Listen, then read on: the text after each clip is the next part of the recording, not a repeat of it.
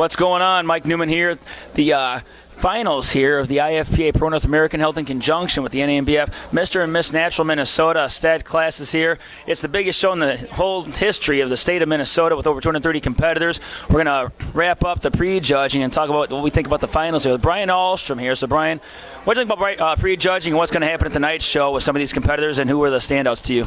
I think pro class is one of the best that I've seen in a long time. Yeah. I mean, from a pure mass and size standpoint, I was super impressed. It's one of these shows where I know the first eight pros, but I'm not sure how they're going to be placed. Right. As far as the open class, we had a great open class. Open short really had some standouts: Garrett Roush and Dan Klein. Yeah. Our guy that works with us, Scott Michaels, we tried a few different things with his peak, and it didn't. Otherwise, he'd have been right up there too, I think.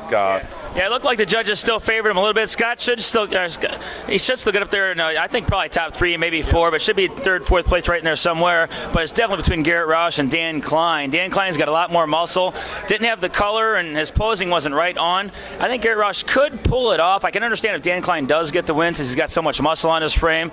Whether he wins or loses and gets second place, though, he's definitely one to reckon with in the future, as Dan Klein is. But Garrett Roush brought the conditioning, brought the size, brought the shape, the symmetry, the conditioning, the color, brought everything. So he should get the class win, but it's going to be a toss-up. What's your take on that class? I got Garrett Roush winning that class. I actually right now have Garrett Roush winning the overall. I think whoever comes out of the medium and tall are going to have a hard time with Garrett Roush. He just absolutely looked phenomenal. We've got, I think that, it depends on how the tall class will shake out. We got Brian Berkland versus Marcel Reese. Yeah. So whoever comes out of there is going to be tough as well. Especially, you got to see how they turn out tonight too. Guys will sharpen up a little bit, but it's hard to believe that I saw pictures of Garrett already. He's pretty dang sharp for tonight too. So yeah, he is sharp, and I think I don't know if they would I don't know. The judging's pretty much over for the amateurs, I think, and I think what we've seen this morning is pretty much solidified what's going to take place here. And I think the winner of the overall is going to come from the short class. The tall class is going to give him run for his money. Let's talk about the medium class, though. We got Braden Swole. Is that how you say his name?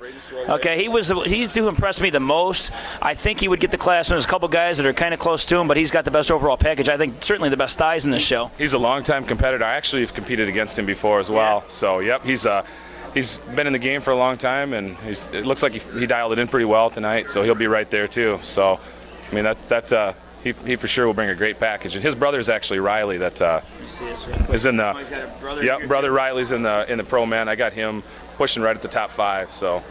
Okay, well then you got Brian Berkland and Marcel Roberts in the tall class.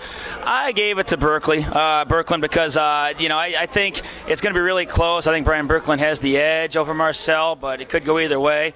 But I think in the overall it's going to be Brian Berkland versus Garrett Roush, and we'll see. And then, like you said, Garrett Roush taking the overall. And we're not judges. I'm just watching the show through the lens of a camera, so don't hold me to that. But that would be my prediction if I were to have to pick a winner there. Let's talk about these pros now. I'll tell you what, not one pro. They're all great pros. Not one really stood out to be a dominant force to where that guy's your clear-cut winner. It could go a lot of different directions. But one guy that really impressed me was Jacques Davis. What do you know about him? Definitely. I don't know a whole lot about him, but he looked phenomenal. Has a very small waist, small joints, a ton of muscle. From the back, his back was just enormous. The back to waist ratio, his X-frame was awesome. Great legs. I think he said he's done 8 pro shows. I think he said that this is the toughest pro show he's ever been in. Yeah. So I don't know a ton about him, but he definitely brought a great package. Yeah, I see him a lot in the St. Louis area. He's definitely a pro to be reckoned with. He's got a pro win under his belt already, and it's been a while since he's competed. When I seen his name on the roster, I was glad to see his name on here, because I was glad I was able to run into him. He's always going to make the show more competitive, and definitely one to reckon with. And not the most conditioned in this show, but still conditioned enough, I think, to take away the win in this pro lineup. A couple other top pros. Mike Murray is here. He's the massive freak. He's the natural freak, is what I call him. Got more veins than anybody, that's for damn sure. What's your take on how Mike's going to do today? I think Mike's going to do really well. I got him anywhere from, I have him penciled in second or third is really where I have him. I think he might finish third, but again, I'm not a judge. I got him in the top 3. I don't know where it's going to go from there. So I think he looks great. Benny Mobley looked really, really good too, I thought. Could be a little sharper again, but Yeah, I seen Benny a few weeks ago at a show, and he was just in normal clothes. And I didn't realize, it's the first time I ever met him in person, seen him in person. I didn't realize he looked the way he did. He was actually guest posing to the show in Seattle. And I said, man, I didn't know I heard of him and seen him on Facebook Live. I didn't know he looked quite like he did. He is massive. He didn't lose too much muscle getting ready for this pre-contest prep. And he looked like he was almost ready 3 weeks ago, so I was curious to see what he brought to the stage today. He's definitely somebody that can land himself in the top 5. The only thing was, in the pre-judging, he didn't hold his poses all that well. He let go of his thighs too much, and his thighs looked really smooth. If you guys go to my videos, you'll see on my Facebook page and YouTube channel, just put in Inside Natural Bodybuilding. You'll see all the prejudging videos I got online right now. And if he doesn't place in the top 5 or doesn't get a high enough placing, it's because he didn't hold his poses the best he possibly could. Color was a little off as well. Yeah, that's too. Just because you're black doesn't mean you don't need Pro Tan or Dream Tan or anything like that. And another guy, I got him in the top 5. I don't know where you would have him placed, but Joe, the Rockstar Natural Bodybuilding Myers, I think has got what it takes to crack the top 5. Maybe not the top 3, but I think he's going to find his way in there. What do you think about Joe? I think it could go any way. I got him anywhere from that 5th to 7th range. That's kind of where I got him. I think his posing kind of faltered in the beginning a little bit. I didn't get my eyes back onto him, but his great physique, great condition. I mean, he looked great, but I thought his posing, he kind of fell on him in a few spots. Yeah.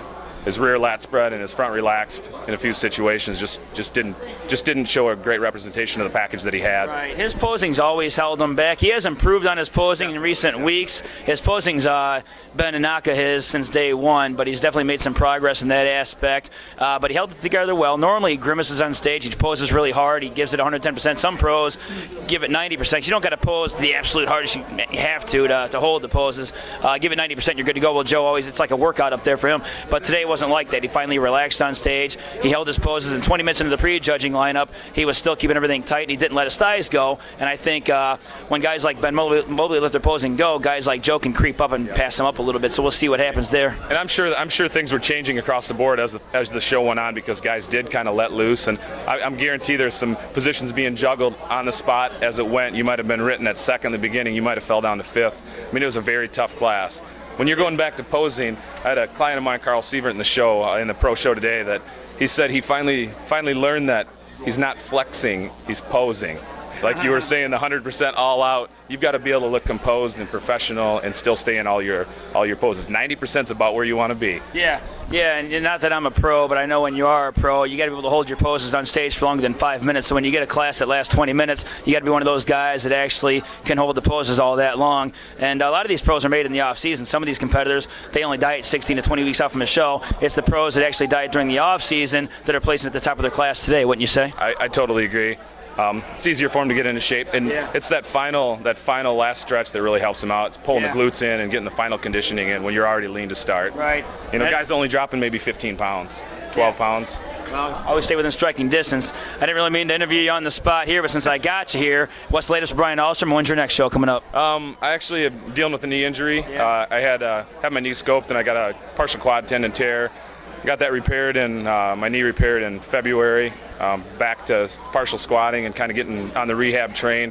My quad tendon wasn't repaired through surgery. That'll just take time. So I got about a 9 to 12 month recovery, and I've already got an exemption, so I don't have to come back till 2015. Oh, gotcha. So there's not the pressure to come back, but when I'm ready, I will be. I'll be coming back, and I'll be hopefully setting things up where I'm getting into a show and getting ready to get to the Yorton sometime here. So. Okay. Well, since we're on that topic, you know, there's a rule in the IFBA that states you got to compete once every 2 years to keep your pro status. Do you think it should be extended to 3 years? And what's your take on the 2-year rule? I don't like the 2-year at all. I've never liked it. I feel that it forces you to compete quickly no matter what. I mean, if you've got people that have kids being born, family issues, you've got everything to deal with. If you have that 3-year window, it really helps you out. Plus, you can build and bring a better package. I've heard in the past that they wanted to keep the pros competing, but now there's so many good pros that why force them to do 2 years? Let's let them have 3. Let's let them get even better.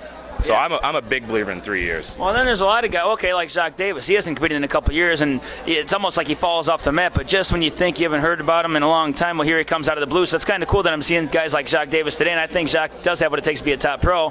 But what are the benefits of waiting every 3 years as opposed to not? I mean, because you fall off the radar a little bit if you don't compete, at least on a fairly regular basis, wouldn't you say? Oh, you do for sure. You've got to promote yourself. You got to stay active, stay in the limelight, stay within the sport. I think, like I said, the only downside I see is pushing you to compete in 2 years. You know, if you want to if you want to take a longer diet, you need a longer time. You can go slower. If you take a 24 to 30 week diet, if you've got to do that every 2 years, that doesn't give you a whole lot of time to build. Okay, and I mean, I know you've got to, if you want to stay tighter, that's great. Yeah. If you don't, I've been notorious for not staying as tight as I should. So, Me too. So I like the longer time. I'll take a 30-week diet. Okay. But like I said, I think 3 years.